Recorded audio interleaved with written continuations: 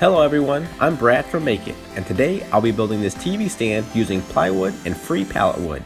Let me show you how you can make it.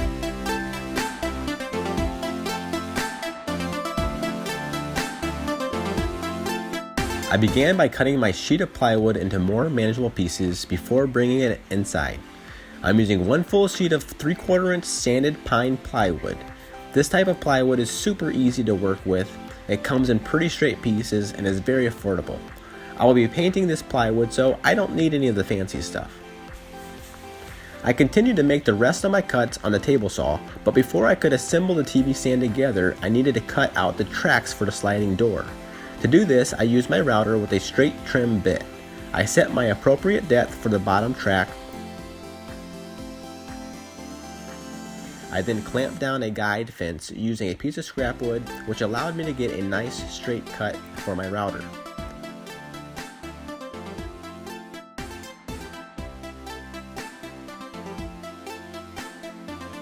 I repeated the same process for the top track, except this time I made the depth a little deeper because this will allow me to attach the cabinet door on and off when I need to. This edge will be exposed on the outside, and I didn't want to start my cut right on the edge. So I drilled an oversized pilot hole to begin my router cut. I drilled the hole a little larger than my router bit so I could start my router cleanly before making my cut. After my tracks were cut, I selected a decent sized pallet board. I cut it to rough length and then squared up the board using my joiner and planer. I made sure the board fit in my tracks before running it through my table saw to get the desired height. I then temporarily clamped the top part of my TV stand together so I could do a quick test fit. Once it was good, it was time to start assembling the TV stand.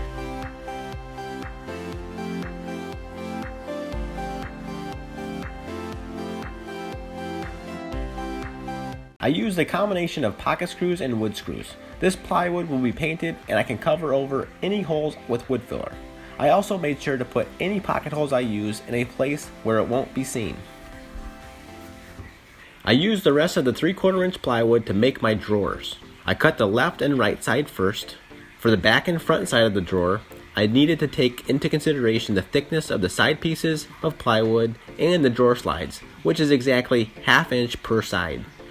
I measured the total length of the cabinet sides where the drawers will be and then subtracted 1 inch. I then took my left and right drawer sides and used those in my measurements as I marked my front panel. This allowed me to measure my front side piece, which showed me how short I needed to cut it down to. I cut a scrap piece of wood and tested it to make sure everything fit as it should. You could always cut your piece a little longer and shave off one edge until you get your perfect fit. Once all the sides were cut, I ran them through my table saw to make my groove that will allow a 1/4 inch thick plywood panel to slide into. I cut my pieces at the same time and then slid my fence over a little until it could fit a 1/4 inch sheet of plywood in it. Using a test piece really makes this part much easier. I'm using pocket screws to assemble this drawer because they're strong and quick to use. I glued the front side of my drawer together and then screwed it in, making sure to have the pocket holes facing the outside. I could then slide my panel in and attach the back side of the drawer. I don't like gluing the back side of the drawer in case I need to ever replace the bottom panel. For the drawer fronts, cabinet door, and artificial side support, I'm using more pallet wood. I began by cutting my boards to rough length using my miter saw and table saw. For those of you who are not familiar with working with pallet wood, there are some pallets that have been heat treated or chemically treated. You will definitely want to do your research on the type of pallet wood you're using, and I would avoid using chemically treated pallet wood. I used my table saw jig to get one straight edge on the pallet board, which then allowed me to run the board through my table saw like normal. Once I had everything to rough size, I lightly sanded the boards using 80 grit sandpaper before running them through my planer to get them all the same thickness.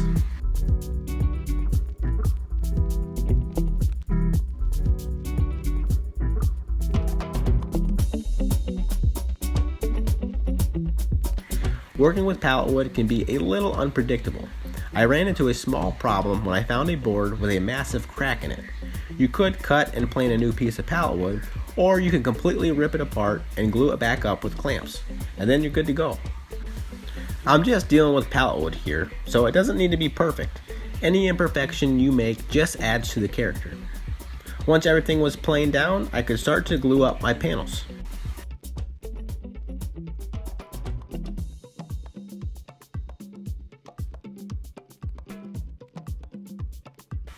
When gluing up panels like these, it's important to alternate your clamps from top to bottom to reduce bowing.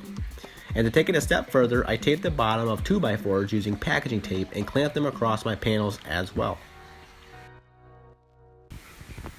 The next day, I could start trimming my panels down to size. I started on the artificial side support, where I will be wrapping it around the 3/4 inch plywood panel. I cut 45-degree angles using my table saw to give the corners a nice clean look. Once I had all my pieces cut, I did a quick test fit to make sure everything fit.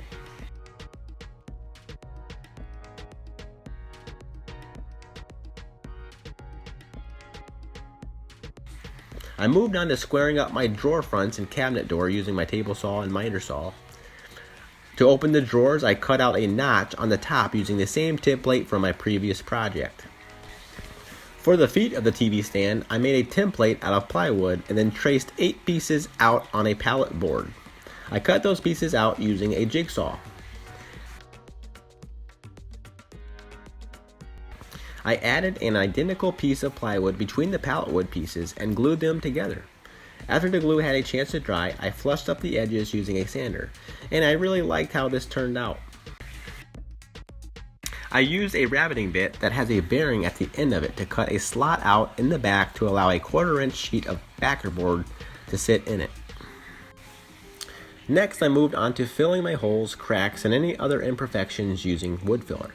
I don't like how the end grain soaks up paint, so I rubbed in wood filler to help fill in some of the voids found in plywood.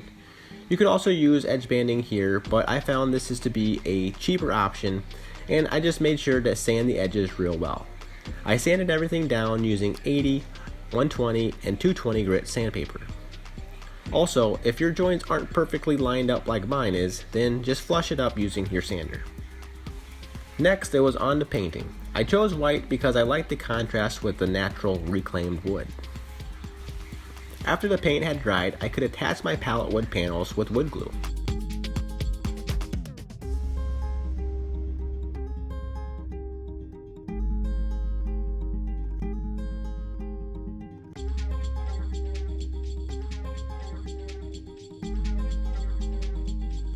I used painter's tape on the corners to help hold the panel in place long enough until I was able to clamp everything together. After I had it mostly clamped, I realized it would be much better if I used boards across my panel, so that's what I did.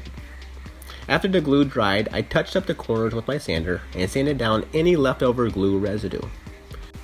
I used Waterbase Polycrylic over all the pallet wood panels as well as the white paint. I chose this finish because it's very true to color and it doesn't yellow the wood like oil-based finishes do. With the finish dry, I could finally start putting the rest of this TV stand together, and I started with the drawers. To attach the drawer fronts, I used spacers to hold my panel in place long enough to clamp it down, which allowed me to remove the drawer with the panel attached. I used 1-inch long Kreg screws because they were the only 1-inch long screws I had in my shop. I needed a way to attach the feet to the bottom of the TV stand, so I used this aluminum flat bar that I had lying around in my shop. I cut it down into 4 strips and drilled 3 pilot holes on one side and 2 on the other. I then countersunk the holes. Aluminum is very soft metal and I had no problem using my regular wood bits for this. I screwed the flat bars to the top of my feet and then attached them to the bottom of my TV stand. I also attached a 5th leg and hid it in the back middle to help prevent the plywood from sagging over time. I then moved on to attaching the cabinet door. My door wasn't quite thick enough for my hinges, so I glued a small strip of 1/4 inch plywood to the back. When attaching the door to the TV stand, I used spacers and a block of wood to help hold and locate where I needed the hinges to be screwed on in the inside. For the door stop, I used this pushing magnet stop, which allows me to open and close the door without having to use a handle and keep a clean, straight look. For the finishing touches, I added the back panel using brad nails. I also added finishing wax to the top and bottom of the sliding door to help it glide back and forth. I intentionally made my drawers short so I had enough space in the back for a power strip. And this TV stand is officially done.